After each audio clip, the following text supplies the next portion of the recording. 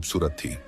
करमदीन उसके व्यवहार से प्रभावित होकर कुछ भी कहने की बजाय उसे अपनी पत्नी बनाने का फैसला कर बैठा।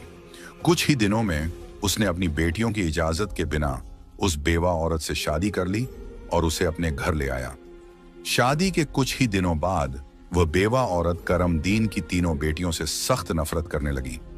वह चाहती थी कि किसी भी तरह करमदीन की बेटियां इस घर से निकल जाएं। उसने उन्हें घर से निकालने के लिए तरह तरह के मंसूबे बनाने शुरू कर दिए।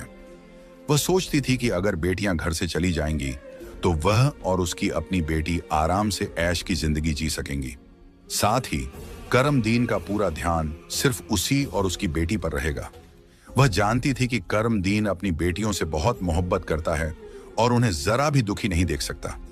उसकी अपनी बेटी हमेशा कीमती कपड़े पहनकर घूमती रहती थी, जिससे वह मॉडर्न लगती थी।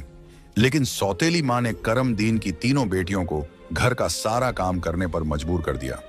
वह उन्हें ठीक से पेट भर खाना भी नहीं देती थी और धीरे धीरे उनकी दूसरी जरूरतें भी कम कर दी। तीनों बहनें हर समय दुखी रहने लगी। एक दिन दो बड़ी बहनें रो रही थीं, तो ज़ैनब अपनी बड़ी बहनों के पास आई और कहने लगी, प्यारी बहनों, आओ हम तीनों कहीं बाहर चलें ताकि हमारा दिमाग फ्रेश हो जाए। फिर वह तीनों बहनें घर से निकल गईं और चलते चलते एक जंगल में जा पहुंची।